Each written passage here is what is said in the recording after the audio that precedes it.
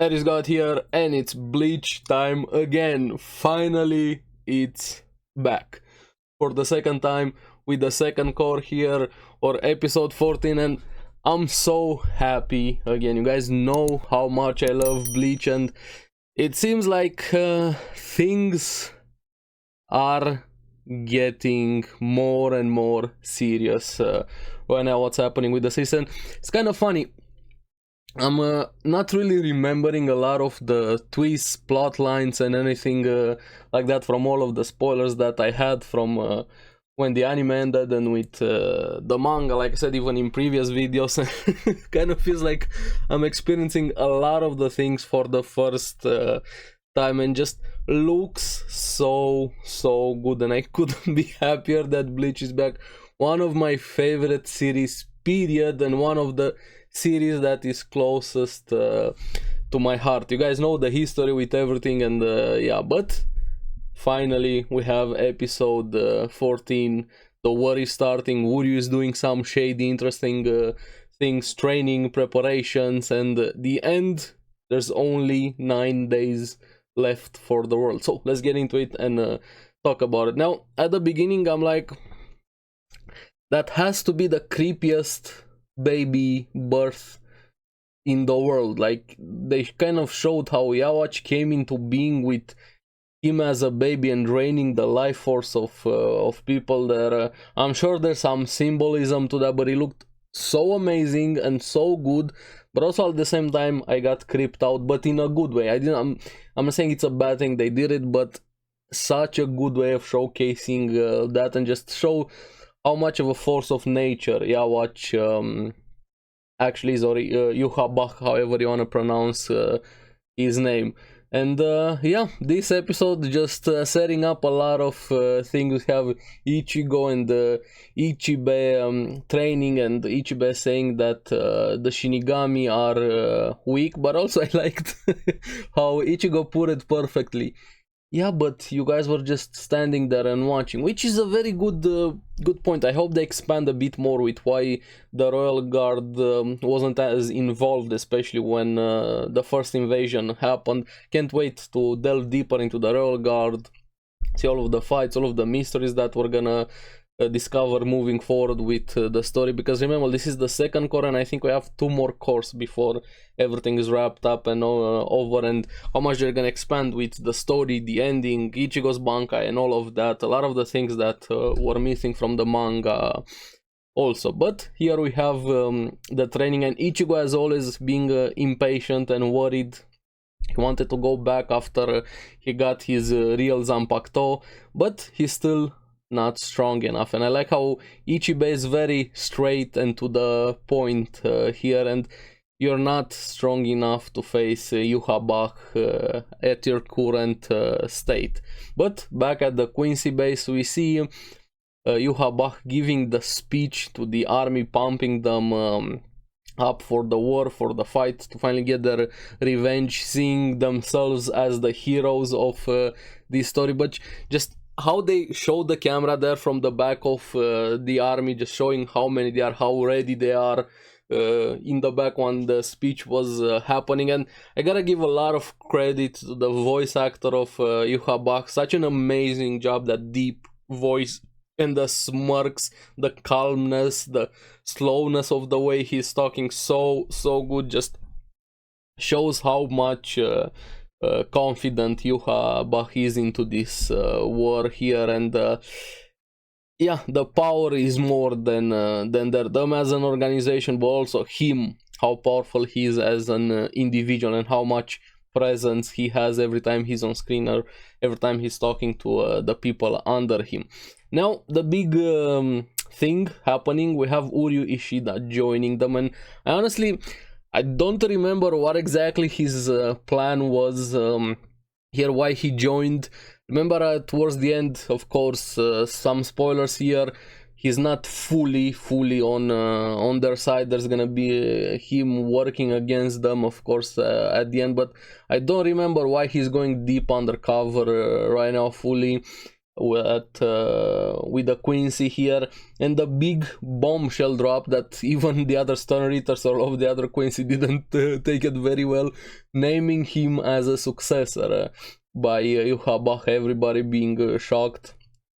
And I think I found the way I wanna die. After the bombshell being dropped, we have Bambietta calling one of the hot guys there, hey, come to my room, I need to let off some steam. I'm like, yeah, I would go also, but when you go there, she just slices him in half. She has a habit of killing hot guys when she's angry to let off some steam. I might have a chance because I'm not a hot guy, so you never know. I'd go to the room, but yeah, I'm joking. Now, also have somebody else not taking it very well, Basby being angry about the successor being Uryu. Then we have Hashwalt also coming in, trying to calm him down, to keep him under check, saying the word of Yuhabach is law, doesn't matter what he said, even if others saw him as the successor. And he's gonna do also some interesting things. But Basby, of course, being kind of this more unruly type of character, challenges Hashwalt. But before they can get into it, we have hipster Aizen showing up. And honestly, I remember him, and even during the manga in some random pictures, even I tweeted one with him, which one is the real Aizen, and I had the glasses guy. I honestly forgot his name from the first core, one of the Shinigamis that really looks like Aizen, and Askin here that stops them from the fight.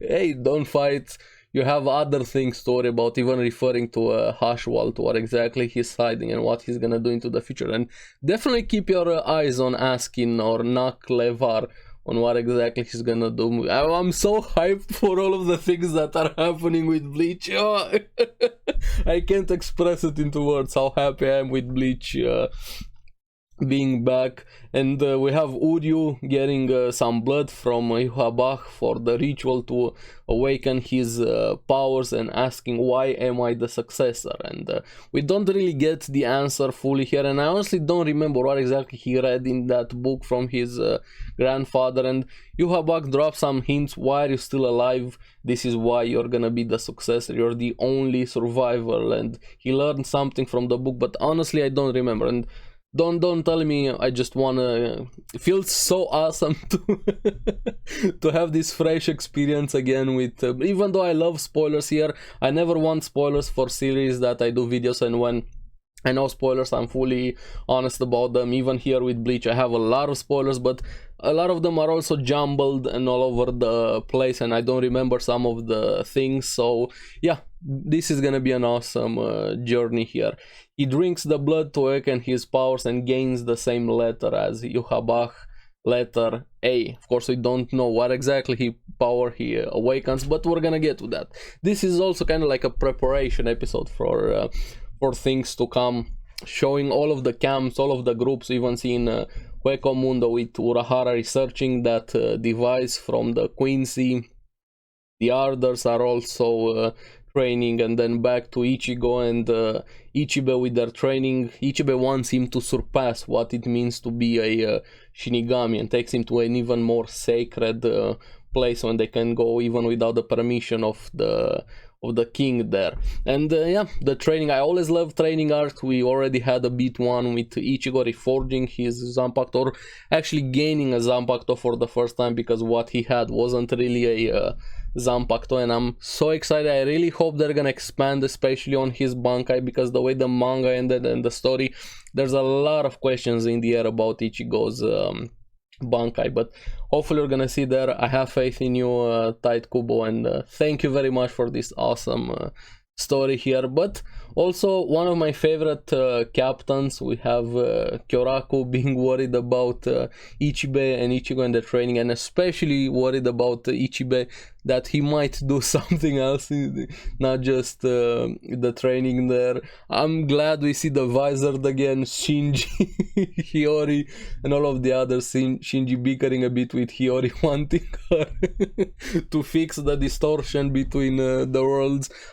So many characters brings back so many memories the nostalgia is definitely here, and I'm beyond happy with Bleach, and they're doing such an awesome job with the adaptation is insane, and just give me more Bleach. Now we also see Renji and Rukia, they're also training, and they have been training for quite a while, even with Ichiban.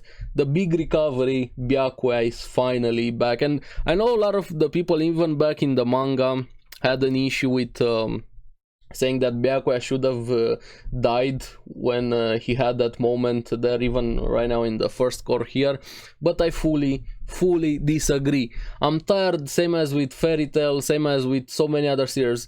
Characters need to die. This guy needs to die for it to be a better story. No, the character doesn't need to be a better story. You can have stories where the characters don't die and just have epic moments and characters that you love be here. There are so many other stories where you're never safe with characters. I'm not saying here it should be saved always plot armor, but no, let Byakuya be alive, and I'm on the camp that he should have survived, and he indeed survived. Byakuya is one of the best, most awesome characters in Bleach.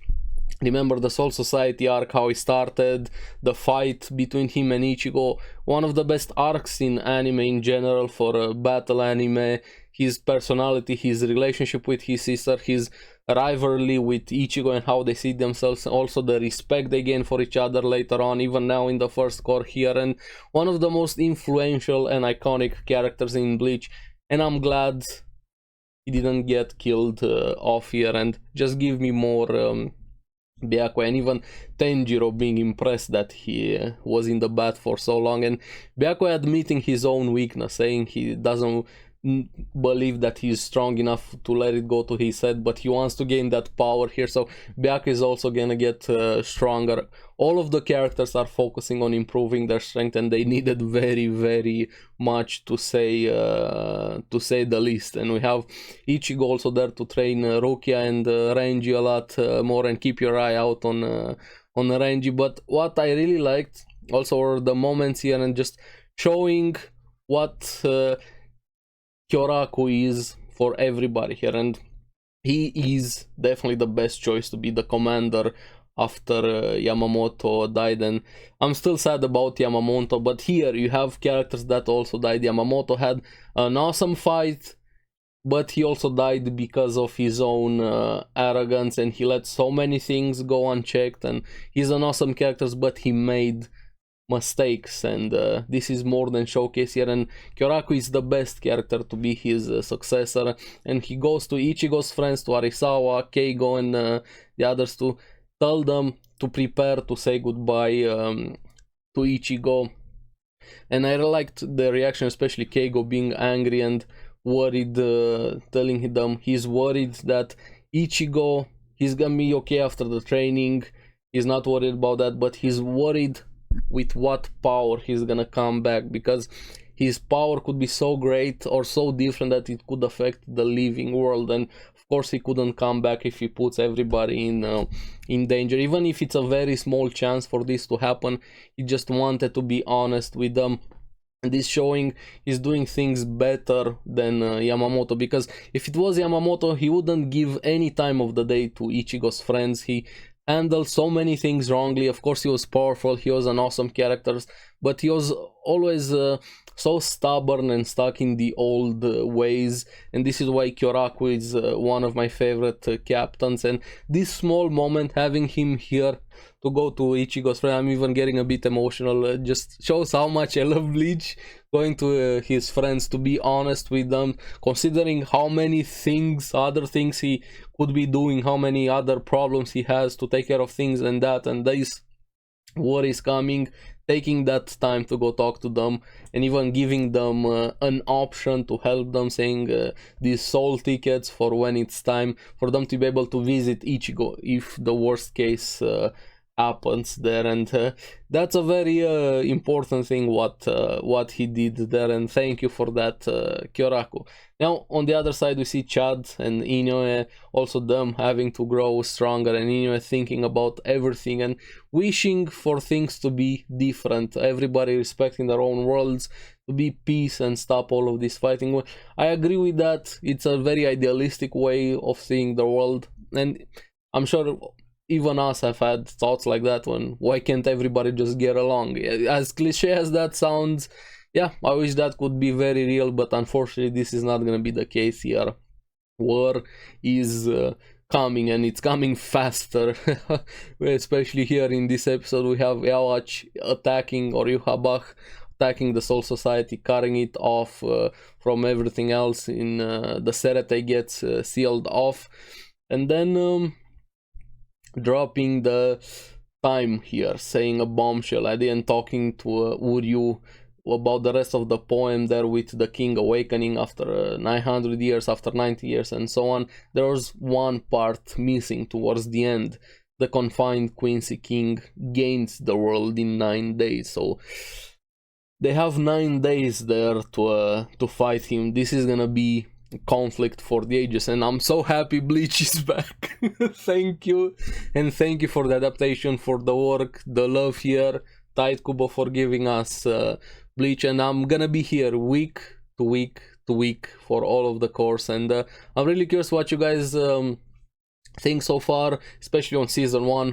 How was that of the sequel right now with this episode? Let me know in the comments below, and how excited are you for Bleach to be back? Let me know in the comments below. As always, thank you very much for watching. Remember to like and subscribe, helps me quite a lot, and you guys get the latest videos on the series that I follow. So keep enjoying Bleach, make sure to check out the podcast Because Anime. I'm gonna see you again on the next time. Bye bye.